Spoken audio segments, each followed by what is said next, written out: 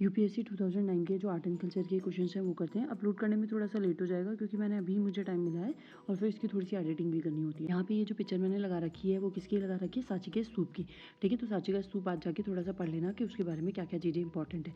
फिर उसके बाद स्टार्ट करते हैं आज का सबसे पहला क्वेश्चन को। सबसे पहला क्वेश्चन क्या कहता है, there are two known example of the caves painting of the Gupta period in ancient India. One of these painting of Ajanta caves where is the other surviving example of the Gupta period. तो ये इसका example कि देखो इसमें क्या बोला गया है कि गुप्ता पीरियड के टाइम पर जो केव पेंटिंग है उसमें दो एग्जाम्पल हमारे पास देखने को मिलते हैं। एक जो है एग्जाम्पल वो तो अजंता केव्स का है, तो दूसरा एग्जाम्पल कौन सा है, तो इसका आंसर होगा क्योंकि अलोरा केव्स हैं। ये कहाँ पर है, महाराष्ट्र के अंदर। ठीक है, during rain of the Gupta period इनमें पेंटिंग्स देखने को मिलती है। अब देखो इसके बाद अपने पास ऑप्शन में यहाँ पे बाग केव है, लोमस ऋषि केव है और नासिक केव्स है। तो बाग केव्स के बारे में बताती हूँ। जो बाग केव्स हैं वो कहाँ पर है, विंध्या हिल्स में है, एमपी के अंदर है। यहाँ पे एग्जाम्पल है बुद्धिस्ट आर्ट का और आर्किटेक्चर इन इंडिया के अंदर। यहाँ पे इन केव्स के अंदर दोनों चैत्य और विहार, इसके अंदर दोनों चैत्य और विहार भी हैं। ये कब बनाई गई थी, 5 से 6 सेंचुरी के बीच में बनाई गई थी। उसके बाद यहाँ पे लोमस ऋषि केव की बात करते हैं। तो लोमस ऋषि जो केव है वो मैनमेड केव है जो कि बाराबर और नागार्जुनी हिल्स ऑफ बिहार के अंदर पाई जाती है। ये अशोका पीरियड में बनाई गई थी, मौर्यन एम्पायर के टाइम पे। और कब बनाई गई थी, 3rd सेंचुरी बीसी के अंदर बनाई गई थी। फिर उसके बाद अपने पास जो फोर्थ ऑप्शन बचता है वो कौन सा बचता है, नासिक केव। तो केव के बारे में देखो, ये जो ग्रुप्स हैं, ये ग्रुप है केव का, कितनी 24 केव्स का ग्रुप है जो कि 1st सेंचुरी से 3rd सेंचुरी बीसी के अंदर बनाया गया था। यहाँ पर इसके अंदर थोड़ा सा एडिशन भी हुआ था कब, 6th सेंचुरी के अंदर। और जो कि इसको किसकी तरफ चेंज करता है, हिनयान बुद्धिज्म जो होते हैं उसके टाइप की आर्ट्स इसमें देखी जाती हैं। तो नासिक केव जो हिनयान से है, लोमस ऋषि जो है मैनमेड है, एलोरा महाराष्ट्र के अंदर, अजंता और एलोरा जो अपन पढ़ते हैं नॉर्मली, और ये गुप्ता पीरियड के टाइम पे। फिर उसके बाद आती है बाग केव्स। बाग केव्स कहाँ पर, एमपी के अंदर है, जिसके अंदर बुद्धिस्ट आर्ट है, जिसके अंदर चैतन्य और विहार दोनों साथ साथ में। तो ये चीज़ हो गई। उसके बाद यहाँ पे देखो, ये जो बुक है अपनी एनसीईआरटी की मैंने आपको बताया था, तो यहाँ पे देखो इन्होंने बहुत अच्छे से एक्सप्लेन कर रखा है अजंता केव्स को, और यहाँ पे इन्होंने किसको एक्सप्लेन कर रखा है, एलोरा केव्स को। और ये पेज नंबर कौन सा है, 37, और ये पेज नंबर है 41। इसके अप्रॉक्सीमेटली जितने भी पेजेस हैं उनको अच्छे से थोड़ा सा पढ़ लेना, तो यहाँ पे आपको पता चल जाएगा कि किस केव के अंदर क्या चीज़ है। बहुत अच्छे से एक्सप्लेन है। अजंता एलोरा गुप्ता पीरियड के टाइम पे बनाई गई थी। देखो यहाँ पे देखो, ये औरंगाबाद डिस्ट्रिक्ट एलोरा के अंदर है। यहाँ पे 32 बुद्धिस्ट और ब्राह्मणिकल और जैन केव्स बनाई गई हैं। यहाँ पे 5th सेंचुरी बीसी और 11th सेंचुरी के अंदर इसके रिलीजियंस वो मिलते हैं। तो ये सारी चीज़ें इसमें बताई गई हैं। ठीक है, बस ये चीज़ है। उसके बाद नेक्स्ट वाला क्वेश्चन देखो, नेक्स्ट क्या है, in collaboration with the David Hare, Alexander Duff, who of the following established Hindu college at the Calcutta. तो ये सबको पता है कि हिंदू कॉलेज किसने स्थापना करी थी, राजा राम मोहन राय ने। तो ये वाला क्वेश्चन जो अपना मॉडर्न हिस्ट्री का, इसलिए मैं यहाँ पे एक्सप्लेन नहीं कर रही। हेनरी लुइस विवियन देरेजो किससे रिलेटेड है, यंग बंगाल मूवमेंट चलाया था। ईश्वर चंद्र विद्यासागर अपन ने बहुविवाह और वो सब उन्होंने किताबें लिखी थी, देखा था। केशव चंद्र सेन किससे, ब्रह्म समाज से रिलेटेड है, फिर स्प्लिट हो गया था, तो वहाँ पे अपन पढ़ते हैं। तो इसका आंसर क्या हो जाएगा, डी, राजा राम मोहन राय। उसके बाद नेक्स्ट वाला क्वेश्चन देखो, consider the following pair consider करने। यहाँ पे आपको ट्रेडिशन दे रखा है और वो कौन सी स्टेट से बिलोंग करता है आपसे वो पूछा गया है। तो सबसे पहले यहाँ पे देखो क्या है, गतका। ये क्या है, ट्रेडिशनल मार्शल आर्ट है। ये कहाँ का है, देखो ये जो traditional martial art form associated है सिख गुरु से। ये बिलीव करा जाता है ओरिजिनेट कब हुआ था, ये 6th सिख गुरु हरगोबिंद के टाइम पर अडॉप्टेड करा गया था, जब उन्होंने कृपान का सेल्फ डिफेंस के लिए यूज़ करा था मुगल एरा के अंदर। ठीक है, इसकी ये जो ना पहले तो ऐसे ही नॉर्मली मार्शल आर्ट का समझा जाता था, लेकिन इसको ना स्पोर्ट्स कैटेगरी के अंदर भी इंट्रोड्यूस कर दिया गया है जब ये formation of the Gatka federation of India की स्थापना हुई थी, कब, 2008 के अंदर। फिर उसके बाद यहाँ पे आते हैं मधुबनी या ट्रेडिशनल पेंटिंग। तो मधुबनी सबको पता है कि बहुत फेमस पेंटिंग है और ये बिहार की है। तो ये देखो यहाँ पे ये जो फर्स्ट ऑप्शन है केरला, तो ये तो गलत है, पंजाब का है क्योंकि। तो यहाँ पे फर्स्ट ऑप्शन गलत है, तो मेरे ये ऑप्शन कट हो गया, ये ऑप्शन कट हो गया। अब यहाँ पे 2 और 3 है या फिर ओनली 3। अब मुझे पता है मधुबनी बिहार से रिलेटेड है, तो ये सही है। तो ऑप्शन क्या हो जाएगा, डायरेक्टली आंसर मेरा हो जाएगा यहाँ पे सी। बाकी देखने की जरूरत नहीं है, मधुबनी। लेकिन यहाँ पे और भी है, यहाँ पे अपने पास एक और, ये सेकंड ऑप्शन भी है, और थर्ड सिंधु दर्शन फेस्टिवल भी है।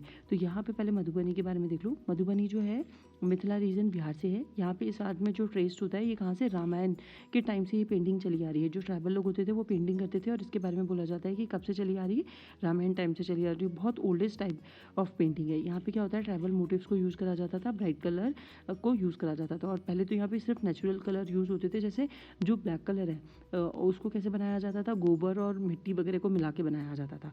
फिर उसके बाद यहाँ पे बात करते हैं अपना जो ये कौन सा है, सिंधु दर्शन फेस्टिवल। सिंधु दर्शन फेस्टिवल जो होता है वो इंडस रिवर के किनारे बनाया जाता है, लेह में बनाया जाता है।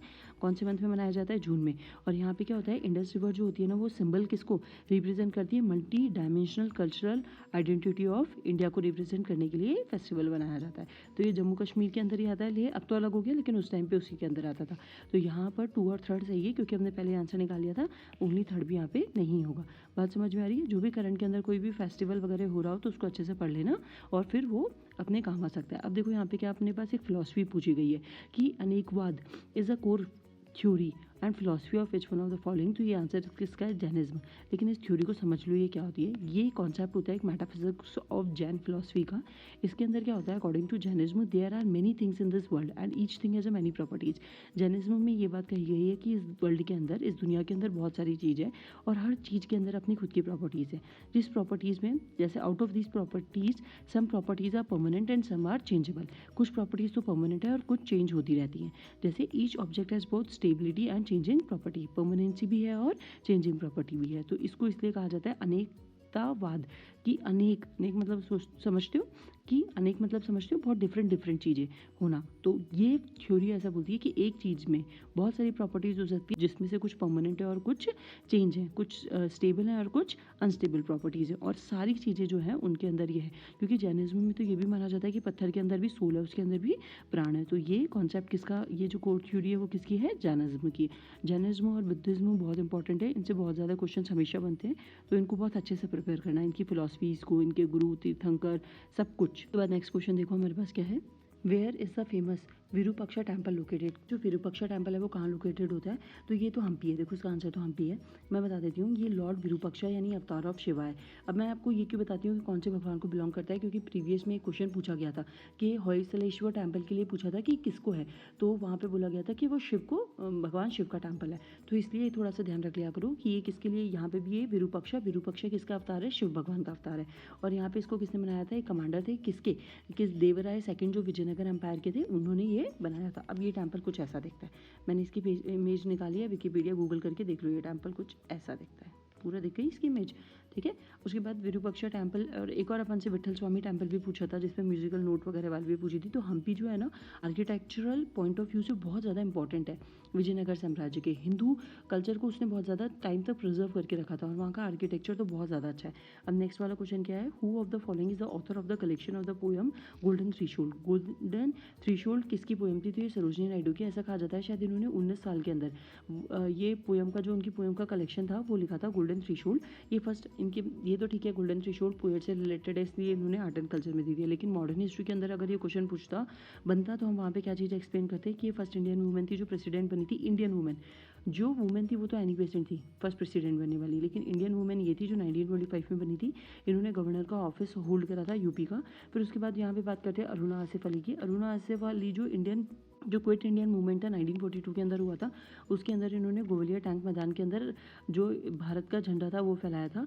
अब इनको हीरोइन ऑफ 1942 कहा जाता है। और एक और चीज़ यहाँ पे grand old lady of the independence movement भी कहा जाता है। अब ये चीज़ मुझे कंफर्म नहीं है लेकिन ये विकीपीडिया पे थी, मैंने चेक करी थी अभी, तो इसलिए मैंने लिख दिया, मुझे कंफर्म नहीं है इस बारे में।